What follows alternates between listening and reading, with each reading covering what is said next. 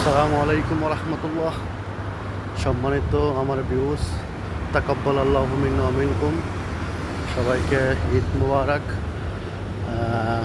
পবিত্র ঈদুল আজহার সবাইকে ঈদ মুবারক। এবং কি যারা আমার ভিউয়ার আসছেন, যারা আমাকে ভালোবাসেন, আমি আপনাদেরকে ভালোবাসি। যারা প্রবাসে আছেন, অন্তত একটা খুশির দিন, ঈদের দিন। কিন্তু আমরা যারা প্রবাসে আছি, আমাদের জন্য আসলে এতটা খুশি নয় যতটা খুশি বাংলাদেশে যারা আছেন। মা বাবা ভাই বোন আত্মীয় স্বজন সবাইকে নিয়ে ঈদ করতে পারলে অনেকটা খুশি হয় ছেলে সন্তান নিয়ে। এটা তো আমাদের কপালে ভাগ্যে হয় না। আমাদের ভাগ্যে শুধু খালি ঈদ করার পরে আসে বা স্লিপ স্লিপ স্লিপ।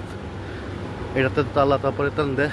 আর সবাই বেশি বেশি আল্লাহ তাআলা স্মরণ করবেন, আল্লাহর জিকির করবেন, আল্লাহ তাআলার প্রশংসা করবেন। প্রবাসে আমরা অনেকে হ্যাপি আছে, অনেকে সুখী আছে, এবং অনেকের কাজ আছে, অনেক কাজ নয়। সবাইকে আল্লাহ সুস্থ হোক, এই দোয়াই আমি করি। আসসালামু আলাইকুম রহমতুল্লাহ।